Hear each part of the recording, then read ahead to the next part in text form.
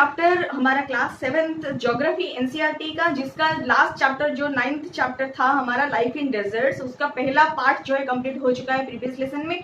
आज के लेसन में हम लोग उसका सेकंड पार्ट कवर करेंगे एंड इसके साथ जो है ये चैप्टर के साथ साथ हमारा बुक भी एंड हो रहा है। हम अगले लेसन में जो है हमारा साइंस का एनसीईआरटी क्लास 7 का शुरू करने वाले हैं। तो बने रहिए मेरे चैनल के साथ जिसका नाम है learn right away by Sutapa and मैं हूँ सुतपा। मैं आप सबको स्वागत कर रही हूँ मेरे इस चैनल में। तो चलिए स्टार्ट करते हैं आज का लेसन। तो आज जो है हम लोग इसका पार्ट 2 करने वाले हैं। पार्ट 1 में हम लोग हॉट डेजर्ट के बारे में डिस्कस किए थे। आज के लेसन में हम लोग कोल्ड डेजर्ट के बारे में डिस्कस करेंगे। तो ऐसा कोल्ड डेजर्ट हमें कहाँ पे देखने को मिल रहा है? हमारे देश में ही हमें देखने को मिल रहा है, जो है हमारा लद्दाख यूनियन टेरिटरी। ठीक है, ये जो यूनियन टेरिटरी है हमारा, ये कोल्ड डेजर्ट भी है और इसका लोकेशन वाइज हम लोग देख सकते हैं कि कहाँ पे कैसे लाई करता है। ये हमारा ग्रेट हिमालय में लाई करता है एंड उसके ऊपर यानी कि नॉर्थ डायरेक्शन में जो है काराकोरम रेंज देखने को मिलता है, जो कि काफी हाइट माउंटेन्स इसमें पाए जाते हैं। नीचे यानी कि साउथ की तरफ हमें जो है जंस्कार माउंटेन्स देखने को मिलते हैं एंड इसके मतलब पश्चिमी तरफ में हम मतलब पश्चिमी तट में या फिर वेस्ट साइड में हम लोग जम्मू एंड कश्मीर देखते हैं। ठीक है, तो ये जो तीनों एरिया हम लोग इससे जो है लॉक हुआ है हमारा मतलब लद्दाख वाला एरिया एंड ईस्ट साइड में हम लोग जो है दूसरा हमारा कंट्री रहा है। ठीक है, तो इस तरह से हमारा लद्दाख का लोकेशन बन जाता है। फिर यहाँ पे बहुत सारे जो है रिवर इंपोर्टेंट रिवर्स फ्लो होते हैं, उसमें से इंडस रिवर जो है सबसे इंपोर्टेंट होता है एंड ये जो है यहाँ पे क्योंकि बहुत ज्यादा रिवर फ्लो भी होते हैं तो इनसे जो है बहुत ज्यादा मात्रा में हमें यहाँ पे वैलीज एंड जॉर्जेस जो है देखने को मिलते हैं, जो कि रिवर से ही बनता है, रिवर के फ्लो से ही बनता है। ठीक है, और यहाँ पे हमें बहुत सारे ग्लेशियर्स भी देखने को मिलते हैं, जिसमें गंगरी ग्लेशियर्स जो है हमारा काफी इंपोर्टेंट होता है। ठीक है, फिर एल्टीट्यूड के हिसाब से अगर हम लोग देखेंगे तो इसका हाइट जो है एकदम मतलब हमेशा एक जगह पे सेम नहीं रहता है, ये जो है वैरी करता रहता है।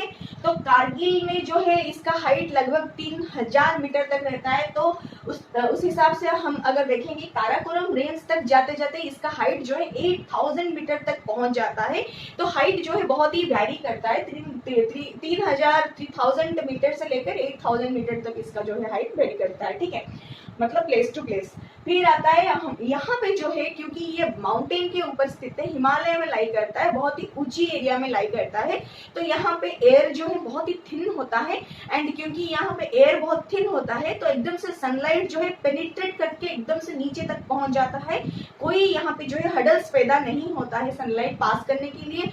अगर मान लीजिए यहाँ पे डस्ट भरा हुआ होता या फिर बादलों से घिरा हुआ रहता तो ये जो है सनलाइट आते आते धुंधला पड़ जाता, लेकिन ये क्योंकि बहुत ही क्लीन एयर यहाँ पे पाया जाता है तो एकदम से इंटेंस हीट हमें सन का जो है यहाँ पे एक्सपीरियंस करने को मिलता है।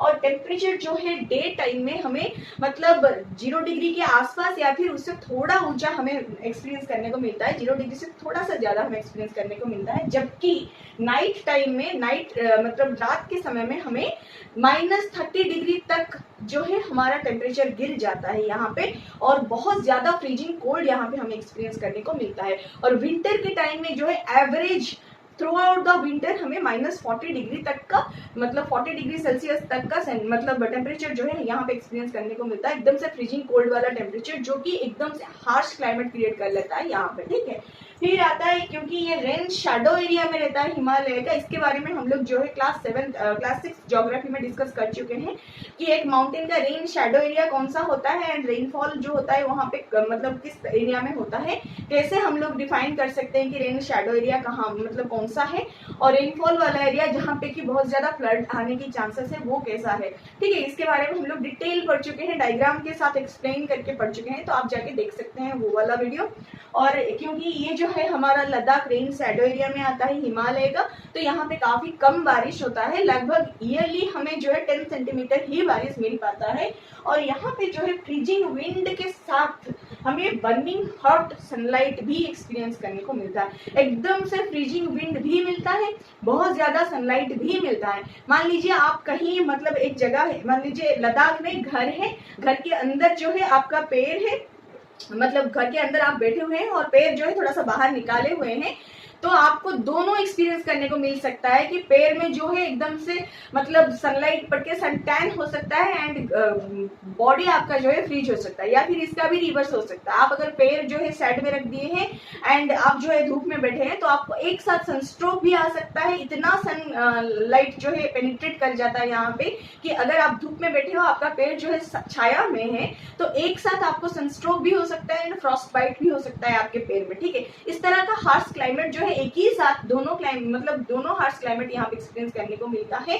बहुत ही एक मतलब बहुत ही ताजुब करने वाला क्लाइमेट होता है ये।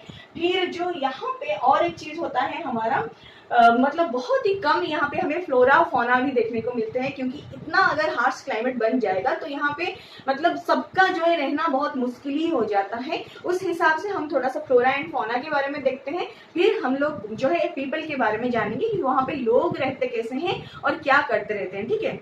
तो फ्लोरा एंड फौना के बारे में अगर हम लोग देखेंगे तो पहले फ्लोरा के बारे में देखते हैं, क्योंकि यहाँ पे इतना ज्यादा हार्श क्लाइमेट एक्सपीरियंस करने को मिलता है तो ऑब्वियस सी बात है कि मतलब वेजिटेशन भी कम ही होता होगा। तो उस हिसाब से हमें यहाँ पे बहुत ज्यादा वेजिटेशन देखने को नहीं मिलता है, स्कैंटी वेजिटेशन देखने को मिलता है। बहुत ही मतलब दूर दूर थोड़ा थोड़ा वेजिटेशन हमें यहाँ पे देखने को मिलता है, जिसमें कि हम लोग ज्यादातर देख सकते हैं ग्रुप्स ऑफ विलोज, पॉपुलर्स, जैसे कि कहाँ पे वैलीज में, ठीक है, जहाँ पे थोड़े बहुत पानी का सोर्स अवेलेबल है वहां पे हमें ग्रुप्स ऑफ विलोज एंड पॉपुलर्स जो है देखने को मिलते हैं, ठीक है। ये आता है हमारा फ्लोरा में। और ज्यादातर समर सीजन में यहाँ पे थोड़े बहुत फ्रूट ट्रीज जो है उगाए जाते हैं। फ्रूट का जो है यहाँ पे कल्टीवेशन हो सकता है कहाँ मतलब किस सीजन में, एक्सपेशली जो है हमारा समर सीजन में, ठीक है। तो समर सीजन में थोड़ा बहुत यहाँ पे आइस मेल्ट हो जाता है तो यहाँ पे थोड़ा बहुत कल्टीवेशन मतलब जो है कल्टीवेट किया जाता है, तो उसमें ज्यादातर फ्रूट ही आता है। और इसमें फिर हम लोग देखेंगे तो फ्रूट ट्रीज में एप्पल्स, एप्रिकॉट्स, वॉलनट्स जैसे ट्रीज जो है यहाँ पे ब्लूम करते हैं एंड फ्रूट्स हमें काफी मात्रा में यहाँ से मिल जाता है, ठीक है। फौना में अगर हम लोग देखेंगे तो यहाँ पे बहुत सारे बर्ड्स का स्पेसिस हमें ज्यादातर देखने को मिलते हैं। उस बर्ड्स में से हम ज्यादातर robins, redstarts, Tibetan snowcock, raven हुक जैसे बर्ड्स देखने को मिलते हैं हमें यहाँ पे। उसमें से बहुत सारे बर्ड्स माइग्रेटरी बर्ड्स होते हैं, ठीक है, जो कि सीजनली यहाँ पे आते रहते हैं। फिर एनिमल्स में अगर हम लोग देखेंगे तो यहाँ पे वाइल्ड गोट, वाइल्ड शिप, यक and special kind of dogs भी देखने को मिलते हैं, जिसमें से जो एनिमल जो कि पालतू होते हैं, जिनको मतलब पालने लायक होते हैं, वो ज्यादातर अपने दूध, मांस और उनका जो छाल होता है उसके लिए ही उनको जो है पाला जाता है, पालतू बना के रखा जाता है। एंड जो यक होता है यहाँ पे, यक का जो दूध होता है ज्यादातर चीज एंड बटर बनाने में यूज होता है। एंड यहाँ पे जो शिप एंड गोट पाले जाते हैं उनका जो है हेयर निकाल के वहां पे उलन मतलब जो भी क्लोथिंग उनका रहता है वो बनाते हैं, ठीक है। और पीपल के बारे में अगर हम लोग देखेंगे तो यहाँ पे ज्यादातर पीपल जो है हमें चाइना एंड दूसरे कंट्रीज के साथ थोड़ा सिमिलर देखने को मिलेगा। वो इस तरह से कि यहाँ पे ज्यादातर हमें मुस्लिम्स या फिर बुद्धिस्ट ही देखने को मिलते हैं। तो मुस्लिम तो खैर एक बात है, बुद्धिस्ट इसलिए मतलब बुद्धिस्ट का मोनास्ट्रीज जो होता है बहुत ज्यादा यहाँ पे पाया जाता है। लद्दाख में बहुत सारे बुद्धिस्ट मोनास्ट्रीज आपको देखने को मिलेंगी और जिनको कि हम लोग गोम्पास कहते हैं, ठीक है। तो वो बुद्धिस्ट मोनास्ट्रीज में हम लोग कुछ फेमस मोनास्ट्रीज का नाम जानेंगे, जो कि है हेमिस, तिक्सी, शे, लामायोरू। इस तरह का गोम्पास जो है हमें यहाँ पे देखने को मिलता है। और बुद्धिस्ट मोनास्ट्रीज के हिसाब से ये जगह जो है बहुत ज्यादा टूरिज्म भी क्रिएट करने लगता है। बहुत ज्यादा लोग यहाँ पे आते भी है, हमारे देश से भी और देश के बाहर से भी जो है लोग आते हैं ये सब जगह जो है घूमने फिरने के लिए, ठीक है।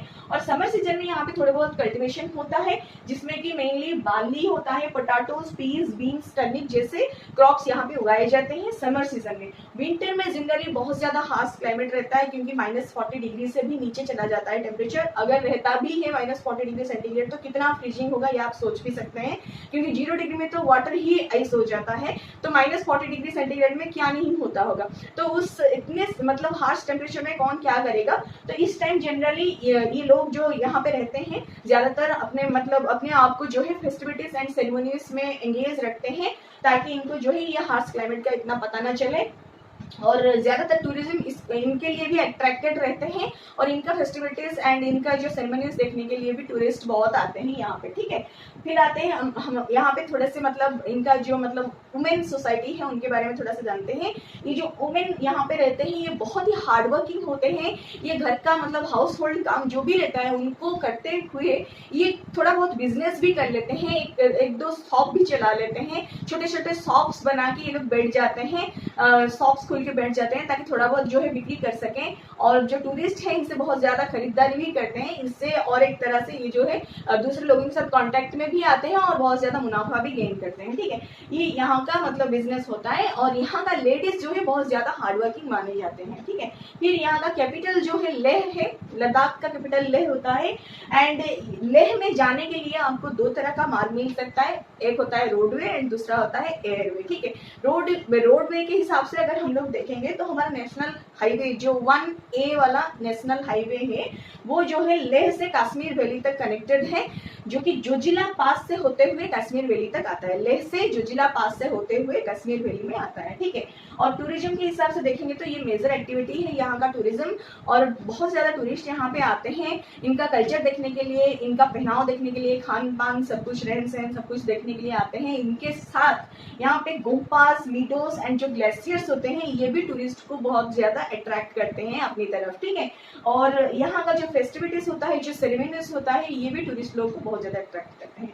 फिर यहाँ का पीपल जो है बहुत ही मतलब सुलझे हुए हैं, वो जो है हार्मोनी के साथ चलते हैं और नेचर के साथ जो है बैलेंस बनाए हुए चलते हैं, और जितना चाहिए उनको, क्योंकि यहाँ पे मतलब दो चीजें जो कि बहुत ज्यादा जरूरत होता है हमें, वाटर एंड फ्यूल, दोनों का यहाँ पे जो है बहुत ज्यादा स्कार्सिटी होता है, जिसकी वजह से ये जो है बहुत देख रेख करके चलते हैं ताकि इनको जो रिवर हो सके वो उतना मतलब रिवर्सिबल वे में वो चाहते हैं कि सारा चीजें जो है यूज हो जाए ताकि इनको जो है बहुत ज्यादा वेस्ट ना करना पड़े। ठीक है, बहुत ज्यादा ये लोग जो है मतलब रिवरेंस एंड केयर में बिलीव रखते हैं, एंड बहुत ज्यादा ये लोग जो है वेस्ट भी नहीं करते हैं, बहुत ज्यादा रीयूज में बिलीव रखते हैं। ठीक है, ये लोग जो है बहुत ही सुलझे हुए माने जाते हैं। फिर कुछ हाईवे जो होता है लेह से कनेक्टेड है, मनाली से लेह तक, उसमें अगर हम लोग देखेंगे जनरली ये जो हाईवे होता है ना मनाली से लेह तक, ये जुलाई से सितंबर के महीने के अंदर ही हमेशा खुला हुआ रहता है, क्योंकि इस टाइम जो है बर्फ नहीं रहता है, तो ये आइस क्लियर सरफेस रहता है, तो यहाँ पे मतलब जाना आना पॉसिबल हो पाता है।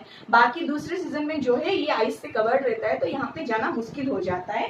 तो जनरली मनाली से लेह वाले जाने के लिए जो हमारे पास पासेस है उसमें मेन पासेस जो है रोहतांगला, बारलचला, लंगालचला एंड टंगलंगला, ऐसे कुछ पासेस होते हैं जिसके थ्रू से जो है मनाली से ले जाने वाले हाईवे पास होता है। ठीक है, लेकिन इससे भी जाना तभी पॉसिबल हो सकता है मतलब जुलाई से सितंबर महीने के अंदर ही।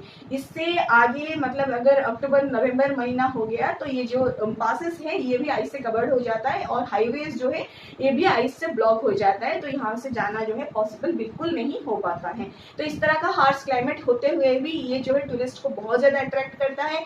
ये अपने आप में जो है बहुत ही खास एक जगह है, और ये आप मतलब ये तो हम लोग मानते ही हैं कि जम्मू कश्मीर जो है हमारा हेवन होता है, हमारे देश का हेवन है ना।